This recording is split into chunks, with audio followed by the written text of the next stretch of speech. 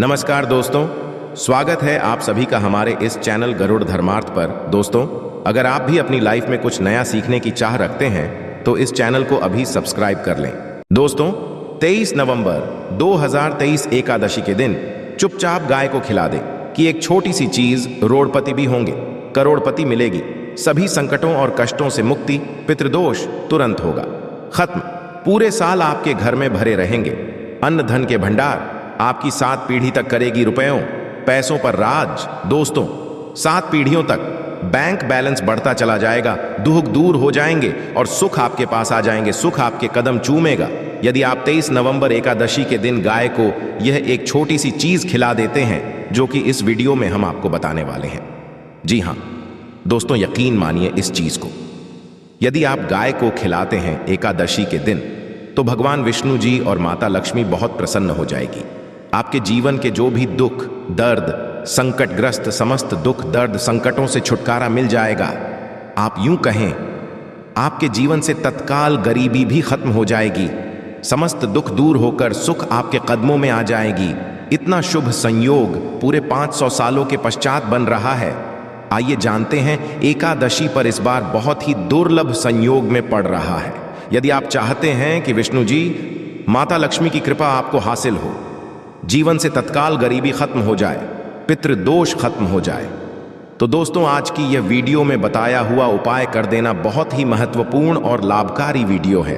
पूरे 500 वर्षों के पश्चात देवउठनी एकादशी के दिन इस बार ऐसा शुभ संयोग बन रहा है जिसमें आपके समस्त दुख दरिद्रता संकट दूर हो जाएगी, मात्र यह एक चीज खिलाने से गाय को। तो दोस्तों, कौन सी खास चीज इस वीडियो के माध्यम से वही बताएंगे। पूरा वीडियो देखना बहुत ही महत्वपूर्ण वीडियो है, आपके लिए लाभकारी वीडियो है। दोस्तों, वीडियो को सबसे पहले आपसे रिक्वेस्ट करते हैं, भगवान विष्णु जी और माता लक्ष्मी के सच्चे भक्त हो तो वीडियो को लाइक कर देना और सच्चे दिल से कमेंट बॉक्स में जय श्री विष्णु, जय महालक्ष्मी, जय गौ माता अवश्य लिख देना, जैसे आपकी समस्त मनोकामनाएं पूर्ण हो जाएं। और ज्यादा से ज्यादा वीडियो को अपने दोस्तों में शेयर अवश्य करना। दोस्तों, आपको बताना चाहेंगे कि हिंदू धर्म में का बड़ा महत्व होता है। साल में कुल 24 एकादशी पड़ती है, यानी हर महीने 2 एक आदर्श ही पड़ती है, प्राप्ति भी होती है और समस्त पापों से उनको मुक्ति मिल जाती है। और दोस्तों, आपको इस दिन आपको भगवान विष्णु जी के साथ माता लक्ष्मी की पूजा अर्चना जरूर करनी चाहिए। या दोस्तों, इस दिन विधि विधान से भगवान विष्णु जी माता लक्ष्मी की पूजा करें। मंदिर और ऊर्जा स्थल को साफ कर आपको भगवान विष्णु जी माता लक्ष्मी की मूर्ति को स्थापित करना चाहिए। इसके पश्चात उनकी पूजा विधि अनुसार पूजा करें, व्रत का संकल्प लें और विष्णु जी और माता लक्ष्मी को नमस्कार करें। भगवान विष्णु माता लक्ष्मी की पूजा में आपको फूल, नारियल, लौंग, अगरबत्ती भी, पंचामृत भोग, तेल का दीपक दल और दान चंद्र जरूर रखनी चाहिए। आपको पूजा करें और विधि विधान से भगवान विष्णु जी माता लक्ष्मी की आरती करें। व्रत कथा जरूर पढ़ें और अगले दिन व्रत का पारण जरूर करें। द्वादशी के दिन जरूरतमंदों को भोजन कराएं, यथाशक्ति सामर्थ्य के अनुसार अन्न धन वस्त्र का दान करें। यदि आप ऐसा करते हैं तो भगवान विष्णु माता लक्ष्मी प्रसन्न होकर आपकी समस्त मनोकामनाओं को पूर्ण कर देते हैं। और अब बात करें कि इससे जुड़े कौन कौन से उपाय आपको देवउठनी एकादशी के दिन जरूर करनी चाहिए, या कोई भी एकदर्शी जरूर करनी चाहिए, जिससे समस्त दुख दर्द संकट दूर हो जाते हैं।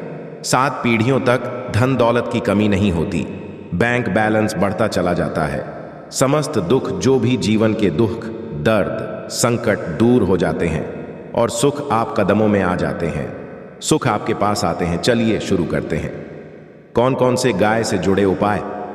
दोस्तों, सनातन परंपरा में गाय गंगा और गयातरी का बहुत ज्यादा धार्मिक महत्व है। मान्यता है कि माता के पर 33 कोटि देवी देवताओं का वास होता गौ माता की सेवा एवं पूजा करने वाले जातक पर इन सभी देवी देवताओं की कृपा बरसती है। गौ सेवा से न सिर्फ इस जन्म के बल्कि पूर्व जन्म के भी दोष हो जाते हैं। प्रत्येक सुबह जब आपके घर में भोजन बना प्रारंभ हो तो सबसे पहले बनाई गई रोटी को आप गौ माता के नाम से निकाल दें और भोजन करने से पूर्व गौ माता को इस रोटी को खिलाएं। यदि संभव तो काली गाय को खिलाएं, यदि काली गाय न मिले तो सफेद गाय को भी हिला सकते हैं। प्रत्येक ऊर्जा और मांगलिक कार्य में गौ माता या उनसे जुड़ी चीजें जैसे गाय का गोबर, गौमूत्र, गाय का दूध अथवा गाय के दूध से बना भी अवश्य करें। इससे आपको उन्हीं की प्राप्ति होगी। सनातन परंपरा के अनुसार जिस घर में गाय होती है उस घर से जुड़े सभी वास्तु दोष हो जाते हैं। किसी भी पूजा में गाय से हासिल 5 मई युक्त प्रथा का उपयोग अवश्य शामिल करें, क्योंकि पंचम के बिना कोई भी पूजा पाठ और हवन सफल नहीं होता। जहां दोस्तों वह कृपा पाने के लिए प्रतिदिन, सप्ताह अथवा महीने में परिवार समेत एक बार गौशाला जाने का नियम अवश्य बनाएं और वहां गायों हरा जरूर खेल। इससे आपको शुभ फलों की प्राप्ति और साथ ही साथ गौ सेवा और ऊर्जा से 9 ग्रह शांत हो जाते हैं और इनसे जुड़े दोषों का निदान हो जाता है। गर्मियों में गौ माताओं को पानी पिलाएं और सदी में गौ माता को गुड़ अवश्य खिलाएं। ध्यान रखिए, गर्मियों में गाय को गुड़ खिलाएं। अनेक देवी देवताओं को अपने शरीर पर धारण करने वाली गौ माता से जुड़े कई शुभ और अशुभ संकेत भी होते हैं। मसलन गाय का दूध धोते समय यदि गाय ठोकर मार दे और सारा दूध बिखर जाए तो अपशगुन होता है। यदि कोई निकल रहा और गाय अपने बछड़े को दूध पिलाती शाम में आ जाए तो निश्चित रूप से जिस यात्रा के लिए आप निकले हैं वह यात्रा आपके लिए अवश्य ही सफल होगी और वह काम जिसके लिए आप निकले हैं वह अवश्य ही होगा। यात्रा पर जाते समय बाएं और गए हैं कि आना और रात्रि में गाय की हुंकार करना भी शुभ होता है। दोस्तों, साथ ही साथ गाय के साथ आप भूलकर भी यह काम ना करें, अन्यथा मिलता है घोर पाप और जीवन भर की परेशानियां। जी हां दोस्तों, गाय को राष्ट्रीय पशु बनाए जाने और इन्हें मौलिक अधिकार दिए जाने की बात है तो सवाल उठता है कि गाय जब भारतीय संस्कृति का अहम हिस्सा है तभी गाय के साथ लोग खराब व्यवहार कैसे करें। लेते हैं गाय दर दर भटकती रहती है, हर पल इन्हें चारा तक लोग नहीं देते का जब तक दूध देती रहती है तो उनकी सेवा होती है और जैसे ही दूध देना बंद कर देती है तो लोग इन्हें उनकी किस्मत पर छोड़ देते हैं, सड़कों पर और गलियों में भटकने के लिए। ऐसे में जीवों को कोई डंडे से मारता है तो कोई उन पर पानी डाल देता है, कभी वाहनों से इन्हें ठोकर लग जाती है तो बीमार होकर बेचारी गाय दम तोड़ देती है। ऐसे में जरूरत है इन बातों को कि गाय को ले लेकर शास्त्रों में क्या कहा गया है, गाय के साथ आपको कैसा व्यवहार करना चाहिए। क्या आप दोस्तों गाय को कभी भी मारना पीटना नहीं चाहिए। शास्त्रों में गाय को माता का दर्जा दिया गया है। गाय को मारने पीटने वाला माता को मारने पीटने वाले के समान पाप का भागी माना जाता है। ऐसे लोगों को नर्क लोक में वर्षों तक कष्ट भोगना पड़ता है, अगले जन्म में मिलता है। तथा है कि गौतम मुनि ने गलती से गाय को डंडा मार दिया जिससे गाय की मृत्यु हो गई थी और इस पाप से मुक्ति के लिए इन्हें वर्षों तक तपस्या करनी पड़ी। भगवान श्री कृष्णा जी ने स्वरूप में आए वृत्तासुर का वध कर दिया था, जिससे मुट्ठी के या भगवान श्री कृष्णा को संपूर्ण तीर्थों को एक झुंड में बुलाना पड़ा और इस कुंड में स्नान से हो गए थे। साथ ही साथ जो लोग पानी पी रहे को भगाते हैं वे घोर पाप के भागी बनकर ना भोगते हैं, ऐसा पुराणों में बताया गया है। जबकि जो लोग गाय के लिए या और चारागृह बनवाते हैं वह मां होते हैं। ऐसे लोग घोर पाप से मुक्त होकर स्वर्ग पाए जाते हैं और बड़े ही धनवान कुंड में जन्म लेकर सुख भोगते हैं। और साथ ही साथ आराम कर रही गाय को कष्ट देकर कभी भी उठाना नहीं चाहिए। कहते हैं जिस स्थान पर गाय बैठी है वहां से नकारात्मक ऊर्जा खत्म हो जाती है। गाय के बैठने की जगह को जो लोग नियमित साफ रखते हैं वे पूर्व जन्म में किए गए जाने अनजाने में पापों से मुक्ति हो जाते हैं और गोलोक में स्थान पाते हैं। गाय को डंडा मारकर उठाना, पानी डालकर उठाने से मनुष्य पाप का भागी है और अगले जन्म में उसे दर दर भटकना पड़ता है। और साथ ही साथ शास्त्रों में बताया गया है कि गाय का दूध उसके बछड़े के लिए होता है। गाय के बछड़े से हुआ दूध ही मनुष्य को लेना चाहिए, परंतु कुछ लोग एक बार गाय को दो लेने के पश्चात फिर से बछड़े के लिए हुआ दूध भी हो लेते हैं। ऐसा करना घोर पाप कहा जाता है। ऐसे दूध को दो हारने वाला और ग्रहण करने वाला दोनों ही पाप के भागी बन जाते हैं। दोस्तों, साथ ही साथ शास्त्रों में कहा गया है कि गौवंश यानी गाय और बैल के नहीं बैठना चाहिए। इनके एक पर बैठने से महापाप लगता है।